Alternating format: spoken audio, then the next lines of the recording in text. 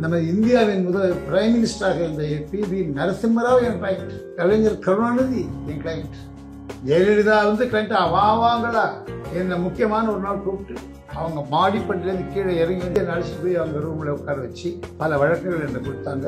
பல ஆண்டுகள் ஜெயலலிதா மேடம் என்னை பயன்படுத்துகிறாங்க. ஆனால் அந்த டேட்டில் சசிகலா கூட உள்ள கூப்பிடல, யாரையுமே கூப்பிடல. ரகசியமாக இருக்கணும், யாருக்கும் தெரியக்கூடாது. நமக்கு நம்ம ப்ராப்ளத்தை சால்வ் பண்ணி ஆகணும்னா போலீஸை விட நாங்கள் பண்ணுற காரியங்கள் ரொம்ப ரகசியமாக இருக்கும். குற்றம் நடந்த பின்னர் நுழைவதுதான் போலீஸ். நாங்கள் குற்றம் நடைவதற்கு முன்னர் கண்டுபிடித்து தடுப்பது குலோத்துங்க சோழன் வேலை. இந்த பெருங்காயத்தில் பயங்கர டூப்ளிகேட்ஸ் நடமாட ஆரம்பிச்சிச்சு. இதே லாஸ்ட் இயர் சங்கர்ஜி வாழ்ந்து டிஜிபி இருந்தார், அவர்கிட்ட சொல்லி ஒரே நைட்டில் 45 டிவைஸ் அரெஸ்ட் பண்ணாங்க. இந்த ஒரு நைட்டில் மட்டும் ஒர்க் பண்ணது 100 போலீஸு, டெப்டி கமிஷனர்ஸ், ACC எல்லாம் ஒரே நைட்டில் ஒர்க் பண்ணி கண்டுபிடிச்சாங்க. கண்டுபிடிக்கிறது 6 மாதம் பாடுபட்டு நாங்கள் கண்டுபிடிப்போம். போலீஸ் எங்களை என்ன சொல்லணும் தெரியுமா? சார் நாங்கள் கண்டுபிடிச்சதாக நியூஸ் வாட்டர் சார் சொல்லுவாங்க. 1.5 வருஷம் அப்படியே சைலண்ட் ஆப்ரேஷன்ல இருந்தோம் அப்படின்ற மாதிரிலாம் சொல்றாங்களே, உண்மையா இல்லை? நீங்க அந்த மாதிரி கண்டுபிடிச்சிருக்கீங்களா? அந்த காலத்தில் மஞ்சப்பையை வச்சு இடுப்பில் வச்சுக்கிட்டு 20 ரூபா சுற்றுலா பார்த்தீங்களா, அந்த கல்யாணம் சக்ஸஸ்ஃபுல்லாக நடந்துச்சு. இப்போ ஏன் நடக்க மாட்டேங்குது? மேட்ரிமோனியை most of the fellows are fraud. வெளிநாட்டிலேருந்து உள்ள பணம் ஒரு இயக்கத்துக்கு வந்து சேர்ந்து, அந்த இயக்கத்துக்கு வர அமௌண்ட்டை இது நம்மளுடைய இந்து இயக்கத்துக்கு வர மாதிரி வழி பண்ணுறான்னு நாங்கள் அவன் பண்ணிட்டான். மேலதிகாரிகள் கேட்குறாங்க, இது எப்படி பண்ணேன் சார்? நீங்கள் தான் சொல்கிறீங்க, ஆதியும் தெரியக்கூடாது, அந்தமும் தெரியக்கூடாது. அந்த பல்லாயிரக்கணக்கான கோடி ரூபா இந்து மதத்துக்கு வந்து சேர்ந்தது.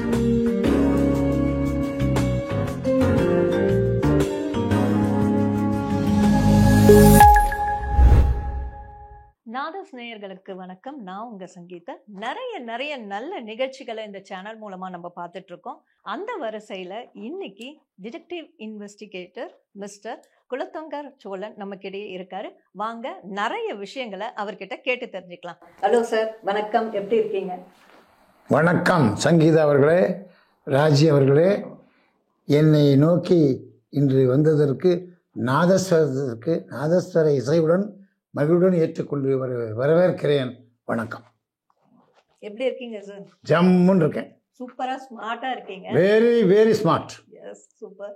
ஏன்னா நீங்க ஸ்மார்ட்டா இல்லைன்னா இந்த துப்பறியும் துறை நடத்த முடியாது. இது ஏமாத்துற துறை இல்லை, நேர்மையா மக்களுக்கு நீதி வழங்கும் துறை. அரசாங்கம் செய்ய வேண்டிய வேலையை குலோத்துங்க சோழன் செய்து வருகிறான்.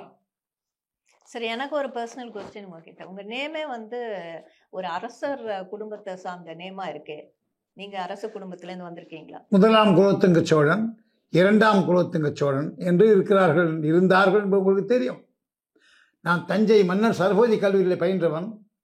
அங்கே அரண்மனைக்கு அருகிலே நிறைய ஃப்ரெண்ட்ஸ் என்னுடைய இனத்தவர்கள் இருக்கிறார்கள். 3ஆம் குலோத்துங்க சோழனாக உருவெடுக்க வேண்டும் என்ற ஒரே காரணத்தினால் இன்று குலோத்துங்க சோழன் என்ற பெயரில் நான் துப்பறியும் நிறுவனத்தையே நடத்தி வருகிறேன். எனது இயற்பெயர் குலோத்துங்கன். எனது பெரியப்பா தேசிகனார் என்பவர் அழகப்பா கல்லூரி பேராசிரியர். அவர் வைத்த பெயர்தான் எங்கள் குடும்பம் அனைவருக்குமே சுத்த தமிழ் பெயர்கள். கலைஞர் கருணாநிதி அவர்கள் எங்கள் பெரியப்பாவிற்கு வைத்த பெயர் கவிஞர் கோமான். அவருடைய பெண் டாக்டர் தாமரை என்பவர் MBBS படித்தவர். அவர் அருமையான எழுத்தாளர், பல விதங்களும் மிக சிறந்து விளங்குபவர் என்னோட தங்கை. ஆகவே குலோத்துங்க சோழன் பெயரை நான் வைத்ததில் மகிழ்ச்சி அடைகிறேன். எந்த மாற்றங்களும், நேற்று ஒரு பெயர், இன்றைக்கு ஒரு பெயர், நாளைக்கு ஒரு பெயர் என்று கிடையாது. அதேபோல் துப்பறியும் நிறுவனத்தை 1980 நான் ஆரம்பித்தேன். பேர் டிடெக்டிவ் இன்டர்நேஷ்னல் ஆரம்பித்தேன். ஏன்? வேர்ல்டு லெவலில் இது புழங்கப்பட வேண்டும், மக்களுக்கு உதவி செய்யப்பட வேண்டும்னு எந்த காலத்திலேயோ நான் நினச்சி உருவாக்குன நிறுவனம் தான் டிடெக்டிவ் இன்டர்நேஷ்னல் என்ற நிறுவனம். 45 வருடங்கள் இப்போ பூர்த்தி ஆகுது. நார்மலாக பார்த்தீங்கன்னா ராஜாக்களுக்கு காலாட்படை, யானைப்படை, குதிரைப்படை அப்படின்ற விஷயங்கள் இருக்கும். அதை தாண்டி யாருக்கும் சொல்லாமல் இருக்கிறது அந்த ஒற்றர் படை. அரச உளவுத்துறை வச்சிருந்தாலுமே பார்த்தீங்கன்னா ப்ரைவேட்டாக பார்த்தீங்கன்னா நம்ம துப்பறியும் அப்படின்னு சொல்லிட்டு துப்பறியும் நிறுவனம் நடத்திக்கிட்டு இருக்கோம். ராஜாக்களுக்கு இருந்தது அந்த அதே ஒரு வகையில குலோத்துங்கன், 3ஆம் குலோத்துங்கன், நீங்க இந்த துப்பறியும் தொழிலுக்காக தேர்ந்தெடுக்கிறதுன்னு காரணம் என்ன? எங்கள் தாத்தா என்ன பண்ணுவாங்க, எங்கள் ஊரில் தஞ்சாவூர் கிராமத்தில் மாரியம்மன் கோவில் நான் பிறந்த ஊர். தப்பு பண்ணவங்கள மரத்தில் கட்டுறா, பூவரச மரத்தை வச்சு கட்டுறான்னு கட்டிடுவாங்க. கட்டிட்டு அவன் தண்டனையை அந்த ஊர் மக்கள் சேர்ந்து வழங்குறத வைத்துக்கிட்டு அந்த ஊரை விட்டு வெளியேற்றுவாங்க. கொஞ்சம் நாளைக்கு தண்டனை. அந்த காலத்தில் அவங்க பண்ணிக்கிட்டு இருந்தாங்க. அப்போது எங்கள் தாத்தா என்னை கூப்பிட்டாரு, டேய், அந்த காலத்தில் நாங்கள் மராமத்து வேலை பண்ணிக்கிட்டு இருந்தோம்டா கிராமம் முழுக்க, நீ ப்ரைவேட் டிடெக்டிவ்ன்ற ஒரு நிறுவனத்தை கொண்டு வந்து நடத்தி சென்னையில் தடபுடலாம் மாடர்ன் டிடெக்டிவாக இயங்கிக்கிட்டு வர்றடா, பெரிய ஆளாக வருவடா நீ. எங்கள் தாத்தா எப்பயோ சொன்னார். இன்றைக்கி அதனால தான் சொல்கிறேன், நம்ம இந்தியாவின் முதல் பிரைம் மினிஸ்டராக இருந்த PV நரசிம்மராவ் என் கிளைண்ட், இந்த கலைஞர் கருணாநிதி என் கிளைண்ட், ஜெயலலிதா கிளைண்ட்டா வாங்களா. என்னை முக்கியமான ஒரு நாள் கூப்பிட்டு அவங்க மாடிப்பட்டிலேருந்து கீழே இறங்கி வந்து PM கூட கூப்பிட்டதில்லை, கீழே இறங்கி வந்து என்னை அழைச்சிட்டு போய் அவங்க ரூமில் உட்கார வச்சு பல வழக்குகள் என்னை கொடுத்தாங்க. பல ஆண்டுகள் ஜெயலலிதா மேடம் என்னை பயன்படுத்துகிறாங்க.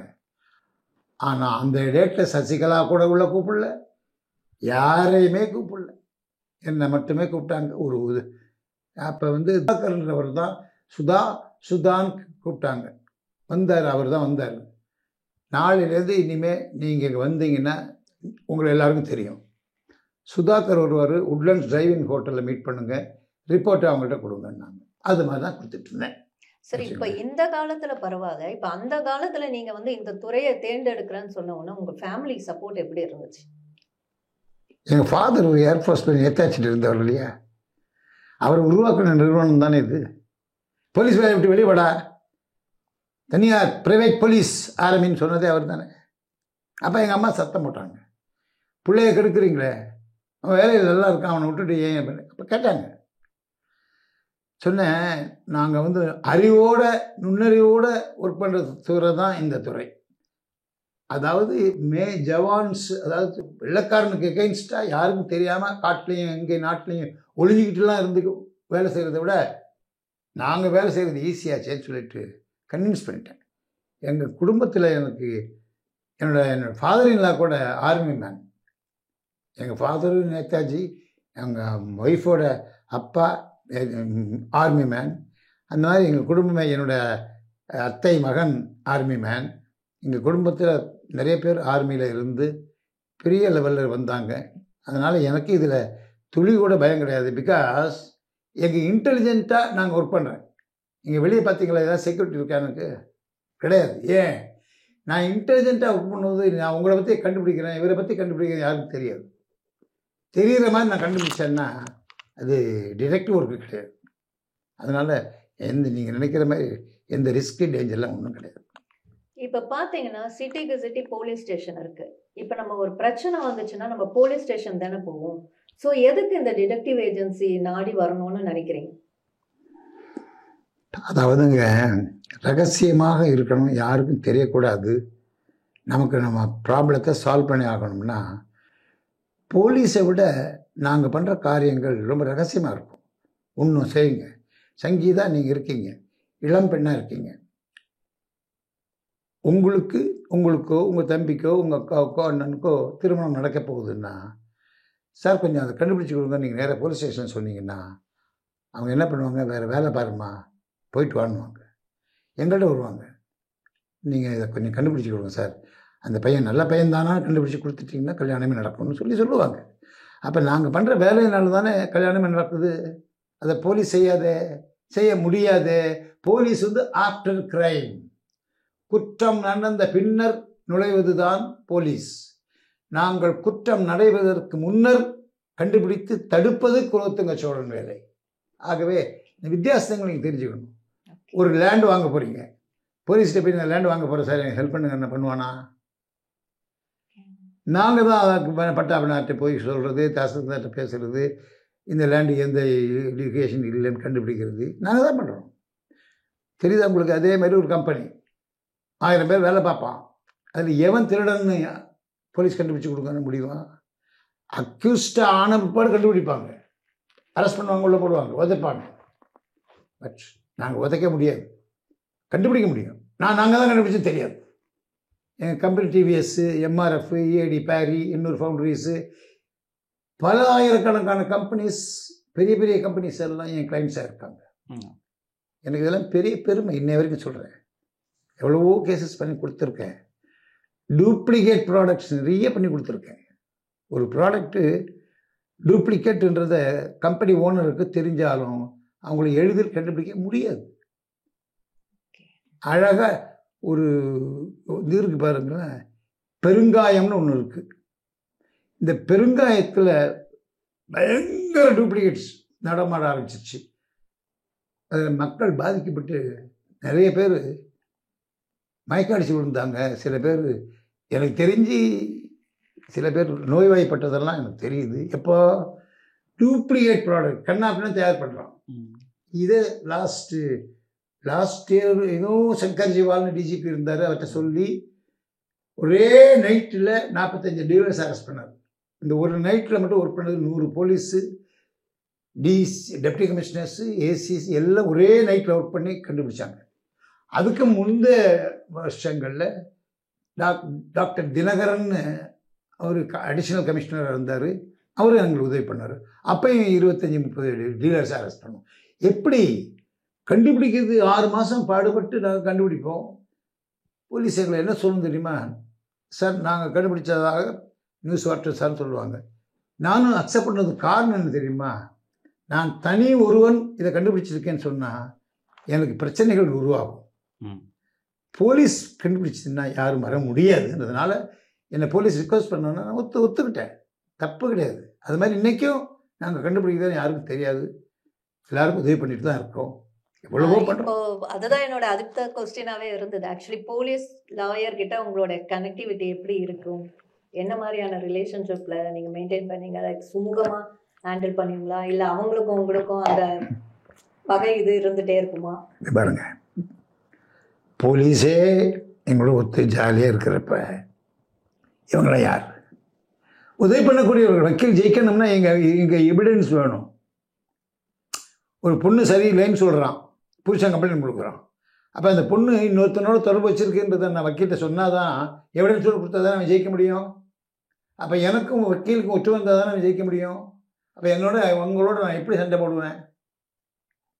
கிடையாது. அப்புறம் யார்கிட்ட தான் சொல்லுங்கள். எனக்கு யார் மேலேயும் எதிர்ப்போ பகைமையோ கிடையாது. எல்லாருக்கும் நான் உதவி பண்ணிட்டு தான் இருக்கேன், நேர்மையாக பண்ணுறேன். நான் நேர்மையாக பண்ணுறேன்னு எல்லாருக்கும் தெரியும். நான் வாங்குகிற ஃபீஸ் யாரும் வாங்குறதும் இல்லை. ஏன்னா எல்லாமே நிறைய டூப்ளிகேட்ஸ் நடமாடுறதுனால ஃபீஸ் வந்தால் போதும், கேஸ் எப்படி வேணாலும் பண்ணுவோம். ஒன்றுமே பண்ணாமல் கூட பணம் வாங்கிடுவோம். இப்போ டாக்குமெண்ட்ன்ற மாதிரி கொடுத்து, ஆமாங்க, நான் 1 லட்ச ரூபா ஃபீஸ் கேட்பேன், 10,000 ஃபீஸ் கேட்டு நான் முடிச்சிடுறேன்னு. அப்போ 10,000 ஃபீஸ் வாங்கினோடனே நார்மலாக சொல்கிறேன், ஒரு மெடிக்கல் ஷாப்பில் போய் உயர்ந்த நல்ல மெடிக்கல் மருந்து வாங்கினோம்னா குழந்தைக்கு குணமாயிடும்.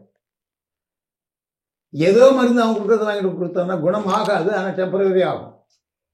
அந்த மாதிரி நிறைய மருத்துவமனைகள் இருக்கிறத வச்சு மருந்து வாங்கிட்டு டூப்ளிகேட்ஸ் புழங்குற மாதிரி டிடெக்டிவ்ஸு நிறைய புழங்க ஆரம்பிச்சிட்டதுனால பல ஃப்ராடுகள் நடக்குது, மக்களுக்கு தெரியல.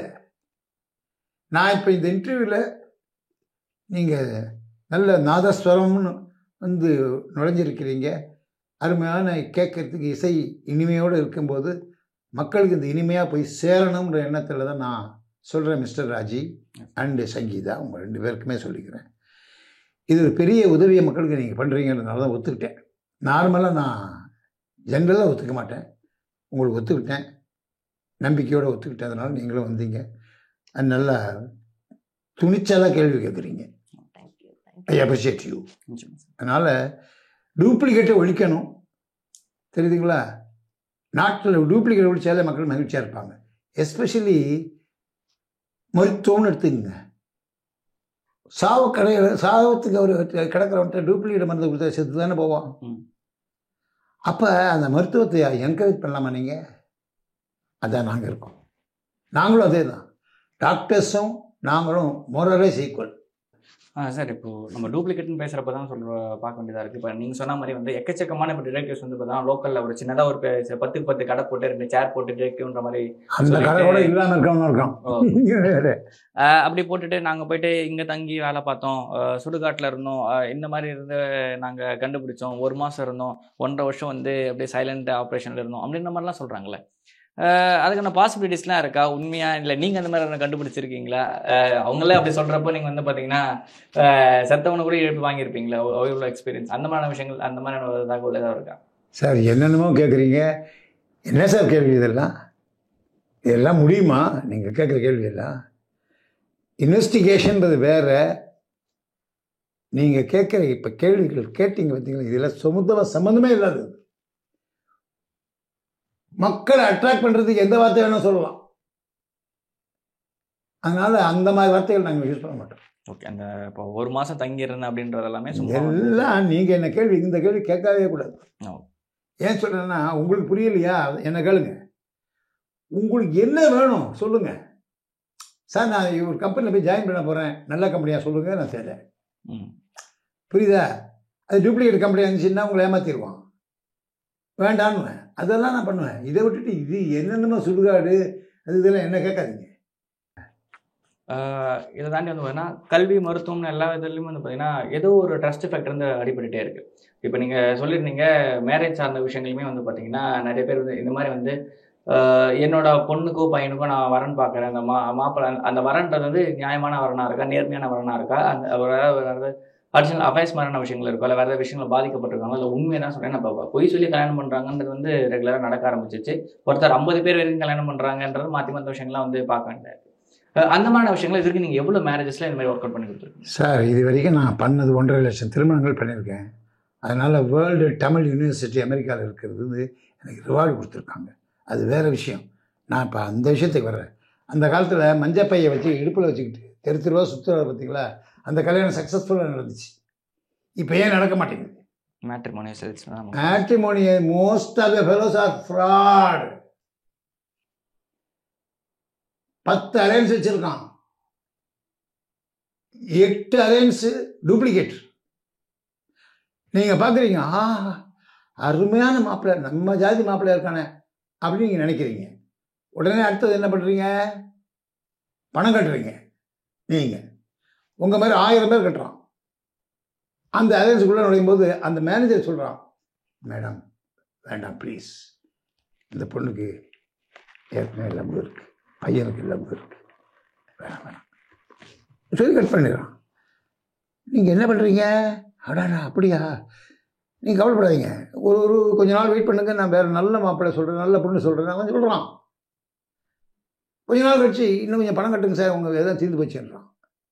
இப்படியே ஆயிரக்கணக்கான மக்கள்கிட்ட பணம் வசூல் பண்ணுறது தான் உன் எய்ம். நாங்கள் எத்தனையோ வாட்டி நான் சொல்லி பார்த்துட்டேன்.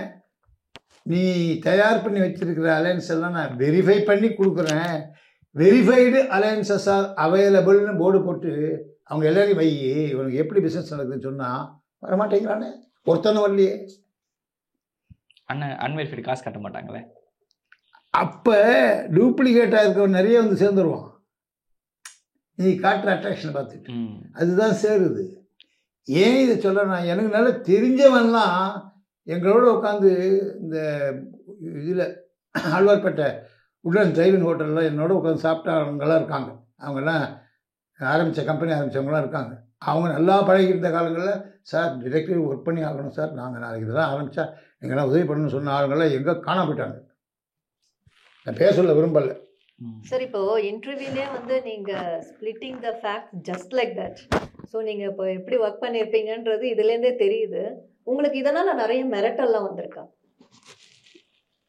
இது ஒருத்தன் கூட இது வரைக்கும் ஹலோ சார் எப்படி இருக்கீங்கன்னு கேட்டது போதுமா? இது மிரட்டல் வர அவசியம் எப்படின்னா, சங்கீதா நான் உங்களை கண்டுபிடிக்க நான் பண்ணிட்டு இருந்தது தெரிஞ்சாதான், என்ன சார் என்னென்னமோ பண்ணுறீங்க என்னை பற்றி கேட்பீங்களா இல்லையா? உங்களுக்கே தெரியலன்னா நீங்களே ஆளுங்க வச்சுடுவீங்க.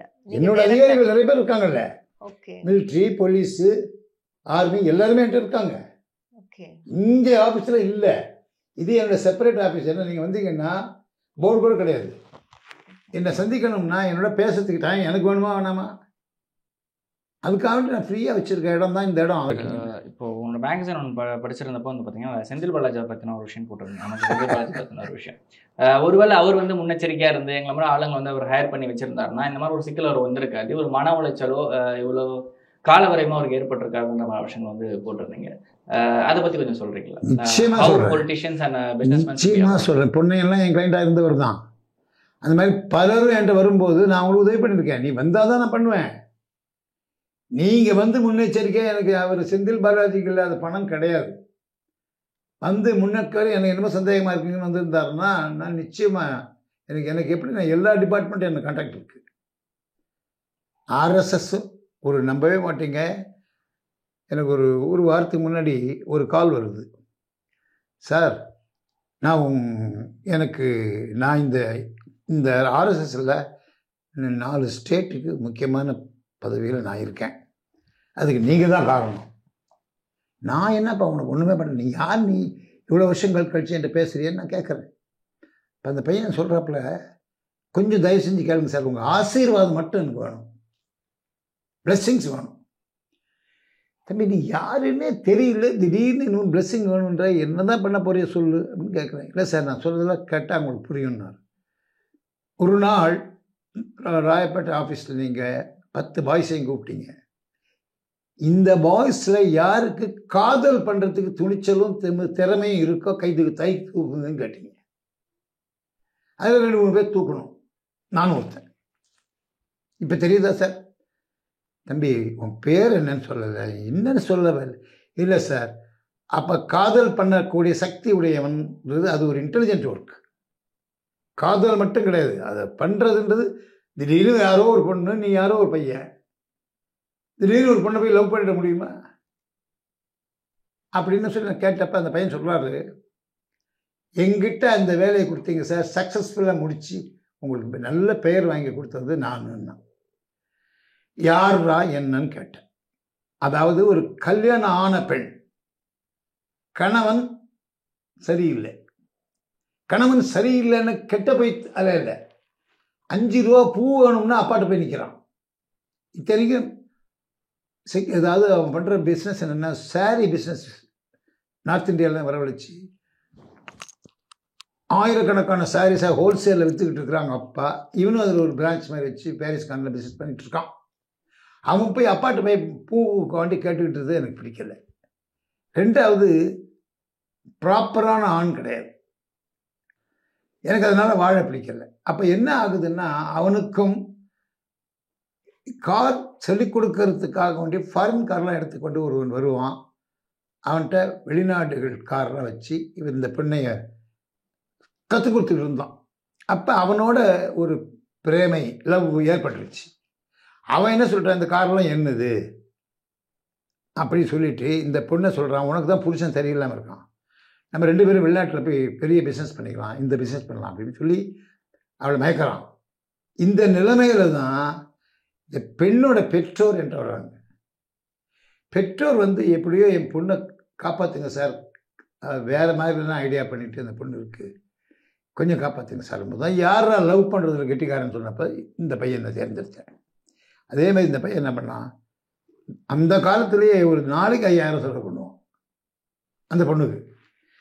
நிறைய செலவு பண்ண பெண்கள்லாம் ஆண்கள்கிட்ட ஈஸியாக அப்படியே சொன்ன பட்சி பெரிய பணக்காரனாக இருக்கான், நமக்கு எல்லா ஹெல்ப்பும் பண்ணுவான், நம்பிக்கை வச்சுட்டு தம்பி, நீ வந்து அந்த பெண்ணோட நல்லா பழகுற, லவ் பண்ணுற, எல்லாம் பண்ணுற, உன்னை தவிர நீ ஒழுங்காக இருக்கணும், புரியுதாடா நான் என்ன சொல்கிறேன்ட்டுன்னு கேட்டேன்.